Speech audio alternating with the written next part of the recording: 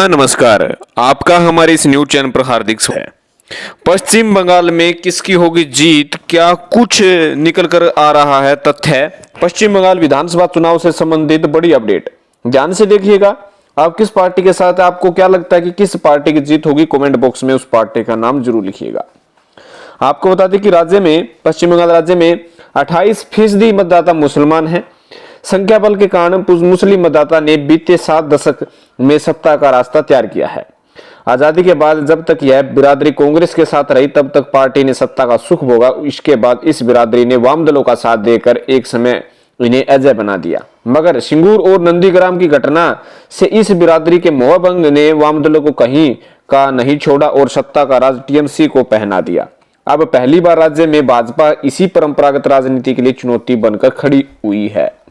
बीते लोकसभा चुनाव में धमाकेदार प्रदर्शन से भाजपा उत्साहित है। महज 5 साल में पार्टी के सांसदों की संख्या में 9 गुना तो मतदाताओं की संख्या में 4 गुना बढ़ोतरी हुई है। भाजपा की पहली रणनीति राज्य की परंपरागत मुस्लिम समर्थन की राजनीति के खिलाफ समांतर ध्रुवीकरण करने और 11% आदिवासी मतदाताओं को साधने की है। इस रणनीति को अमली जामा पहनाने के लिए पार्टी राज्य में ममता सरकार पर मुस्लिम तुष्टीकरण की राजनीति का आरोप लगा रही है। जल्द सीए और एनआरसी को लागू करने की घोषणा इसी रणनीति का हिस्सा है।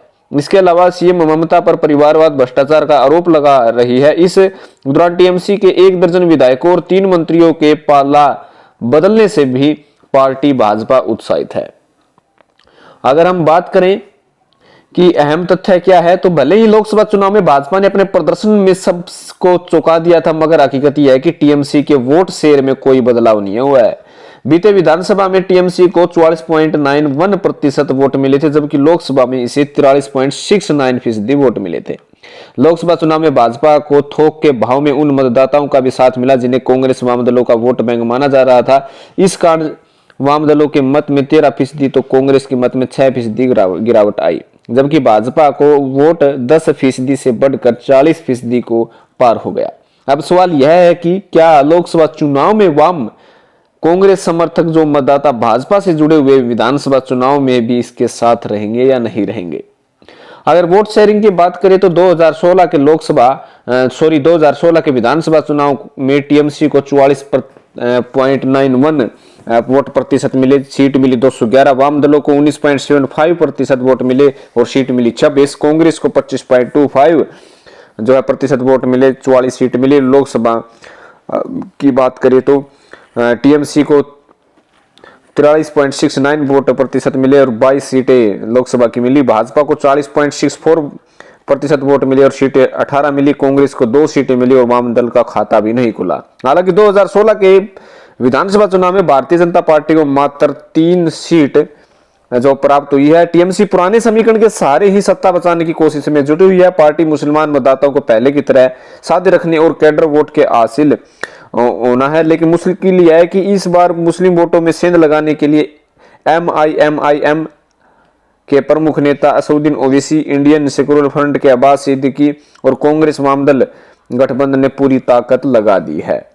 अगर हम बात करें मजबूती और कमजोरी की, तो सबसे पहले यदि मजबूती और कमजोरी की बात करें तो टीएमसी की मजबूती में बीते 10 सालों से वोट बैंक पर मजबूत पकड़ है। ममता के रूप में आक्रमण चेहरा है। 28% मुसलमान मतदाताओं में अब तक गहरी पेठ टीएमसी की और ममता बनर्जी की है और व्यक्तिगत स्तर पर कोई आरोप इन्हें नहीं लगा है। बूथ पर कार्यकर्ताओं का जाल भी है। अगर कमजोरी की टीएमसी की बात करें तो एंटी इनकम्बेंसी है, पार्टी में भगदड़ है। भतीजे अभिषेक बनर्जी के खिलाफ पार्टी में मतभेद है। रोजगार उद्योग मामले में औसत प्रदर्शन है। बड़े चेहरों का लगातार पार्टी से किनारा है। भाजपा की मजबूती की बात करें तो भाजपा के रूप में दमदार चेहरा मोदी के रूप में जो है मिला है। भाजपा को शाह की अचूक रणनीति है। टीएमसी के खिलाफ सत्ता विरोधी लहर है। लोकसभा में दमदार प्रदर्शन से सब कुछ बदला है। अगर कमजोरी की बात करें भारतीय जनता पार्टी की, तो लोकसभा चुनाव के मुकाबले विधानसभा में वोट शेयर हमेशा से गिरता आया है। कांग्रेस वाम दलों का साथ जो है आना कहीं ना कहीं भाजपा को जरूर कष्ट दे रहा है। और आपको बता दें कि जिस प्रकार से ये चुनाव चल रहा है, कहीं ना कहीं इस वक्त ममता बनर्जी की पश्चिम बंगाल में मुस्लिम वोट बैंक जो 28% वोट बैंक पर, उस वोट बैंक को अपनी तरफ विशेष तौर पर कैप्चर किए हुए हैं, जिसके कारण अच्छा खासा फायदा ममता बनर्जी को मिलने वाला है। हालांकि बताया जा रहा है कि अब की बार 200 जो 211 सीटें 2016 के चुनाव में मिली थी। 211 से कम सीटें ही पश्चिम बंगाल में ममता बनर्जी को मिलेगी, लेकिन मुख्यमंत्री अब की बार फिर से ममता बनर्जी बनने वाली है। आप अपनी प्रतिक्रिया कमेंट बॉक्स में जरूर से जरूर डालिए। अगर पहली बार इस चैनल पर आए हैं तो चैनल को जरूर सब्सक्राइब करें और कह सकते हैं कि वीडियो को लाइक करें। आप किस पार्टी के समर्थन में, आपको क्या लगता है कि पश्चिम बंगाल में किस पार्टी की जीत होगी, कमेंट बॉक्स में उस पार्टी का नाम ज्यादा से ज्यादा टाइप करें। धन्यवाद।